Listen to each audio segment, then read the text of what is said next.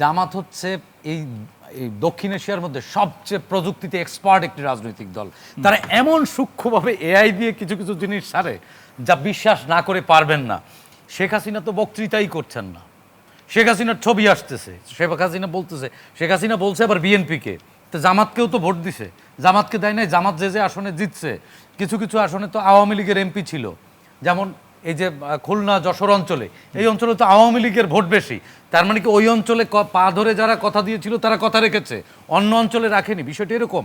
মাহফুজ ভাই, অভিযোগ করার আগে অভিযোগের সত্যতা এবং তথ্য উপাত্ত। সাইদ ভাই অসংখ্য কথা জি জি একদম শেষ করব। সেটা হচ্ছে মাহফুজ ভাই, একটা কথা প্রতিবাদ না করি, মাহফুজ ভাই 2 সেকেন্ড বলি, 2 সেকেন্ড থেকে যাব। একটা কথা প্রতিবাদ করতে দেন, আপনি প্রতিবাদ করবেন, করতে দেন, প্রতিবাদ করবেন, আমি প্রতিবাদ করবার সুযোগ দেব। সেটি হচ্ছে, আপনি বলছেন যে ক্ষমতাসীনরা অপরাধীদেরকে ছাড়াবার জন্য ফোন দেয়। 2001 থেকে 4 পর্যন্ত জামাতও বাংলাদেশের রাষ্ট্র ক্ষমতার পার্ট ছিল, তখনও আমরা দেখেছি বাংলাবাইদের উত্থান দেখেছি, নানান জায়গায় জঙ্গি উত্থান দেখেছি, তখনও ফোন ছিল।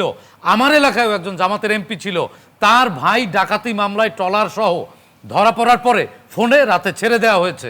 এমপি সাহেব মারা গেছে, আপনার দলের বড় নেতা ছিল, ফাঁসি হয়েছে, ফাঁসি হয়নি, মারা গেছে। দুর্ভাগ্যজনক হলেও বাংলাদেশ বেঁচে গেছে যে জামাত রাষ্ট্র ক্ষমতায় আর সময় দিতে পারছি না। ধন্যবাদ আমরুল মোহন ভাই, একটু পরামর্শ শুনতে চাই কিভাবে এই পরিস্থিতি যদি এই ধরনের হয় যে কে ক্ষমতায় গেলে বাংলাদেশের কি অবস্থা হইতো, তাহলে বুঝেন মানে ওই দেশের কি অবস্থা। মাহফুজ ভাই সত্য কথা বলে, ধন্যবাদ। জি আমরুল মোহন, আমরা একদম বলতে হবে, আমরা সমাধান করা যায় এবং কি পরিমাণ বিদ্বেষ। মাহফুজ ভাই ধন্যবাদ, আপনি সঠিকটা বলেন। আমি বলি আপনার সাইদ ভাই মাহফুজ ভাই দুজনকে খুলনা অঞ্চলে তাহলে যারা পা ধরেছিল তারা কথা রেখেছে ভাই। আমি একটা বিষয়, খুলনা যশোর অঞ্চলে তারা কথা রেখেছে, অন্য অঞ্চলে রাখেনি। বলতে দেন, বলুন। আমি প্রতিবাদ করতে চাইছিলাম ভাই, এই প্রজন্মটাকে নষ্ট প্রজন্ম বলছে, এই শব্দটা আমার কানে লেগেছে। একটা নষ্ট প্রজন্ম, আমি দায়িত্ব নিয়ে বলছি, যে প্রজন্ম প্রতিবাদের ভাষা হিসেবে গালি দেয় তারা নষ্ট প্রজন্ম এবং নষ্ট প্রজন্ম। সাইদ ভাইয়ের মতো ভাই, আমরা এখানে যারা আলোচনা করছি, এই কারো আসার কথা না, কেন তাহলে যারা গালি দেয় তাদেরকে আপনি বলবেন কি? ওই ফেসিস্টটা থাকার কথা, যারা গালি দেয় তাদেরকে কি বলবেন আপনি? না আপনি শুনেন, তার মানে কি গালিকে বৈধ করছেন কিনা? গালিকে বৈধ করছি না, কিন্তু তাই বলে যে গালি, তার মানে গালিগুলো আপনারা দেন। তাহলে আপনি শুনেন যে যা গালি দেয় তার বিরুদ্ধে আইন চোর ধরার জন্য বান করার মতো অবস্থা। বালু ছিটানোর আগে পিঠ জ্বলে ভাই। এই নষ্ট প্রজন্মের কারণে আজকে গলা ফুলায় বড় করে কথা বলে এই কয়জন করেনি আন্দোলন? আমরাও করি।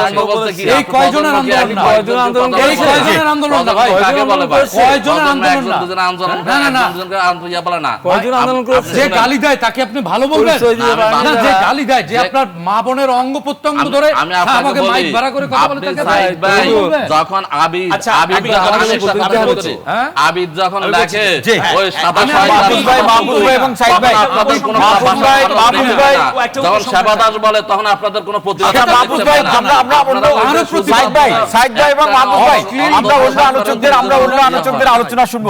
ধন্যবাদ। জি মাউনিক ভাই, সাইদ ভাই অসংখ্য ধন্যবাদ। যে আমরা একেবারে খুব ছোট করে পরামর্শ শুনবো। এরপর সিদ্দিক স্যার কিছু প্রত্যেকটা সেক্টরে আমাদের তো অধপতন হয়েছে, কিন্তু আমরা সামগ্রিকভাবে এটার দায় দেব না। মানে উনি যেটা বললেন যে হ্যাঁ, প্রজন্মের যে অংশটা নষ্ট পথে গেছে তাদেরকে আমরা সংশোধন করব, কিন্তু সামগ্রিকভাবে আমরা সামগ্রিক বলিনি, যারা গালি দেয় সামগ্রিকভাবে আমরা আশার, আমি যে কথাটি বলছি যে যখনই যারা ক্ষমতায় যান, এখন বিএনপি ক্ষমতায় আছে বলে সেরকম না, একটা কথা সবসময় স্বরাষ্ট্র মন্ত্রণালয়ের পক্ষ থেকে বলা হয় যে অপরাধী যে দলেরই হোক তার শাস্তি হবে। এই কথাটার মধ্য দিয়েই কিন্তু অপরাধীকে একটা সুযোগ দেওয়া হয়।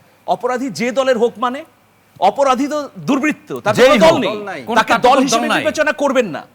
সেই জন্য আমি মনে করি, দেখুন এখন যে এই যে আইন শৃঙ্খলা পরিস্থিতির অবনতি, দেশের মধ্যে একটা অস্থিতিশীল অবস্থা তৈরির আমরা আশঙ্কা দেখছি, এর জন্য 3টি কাজ করতে হবে। মোটামুটি 3টি বিবরণ না, শুধু পয়েন্টগুলো বলবেন। রাজনৈতিক ঐক্য, অংশগ্রহণমূলক সমাজ এবং রাজনৈতিক অসাম্প্রদায়িকতা। আমি এইটুক শেষ করি, রাজনৈতিক অসাম্প্রদায়িকতা হচ্ছে যে মেধাবীদের মেধাবী হিসেবে মূল্যায়ন করা।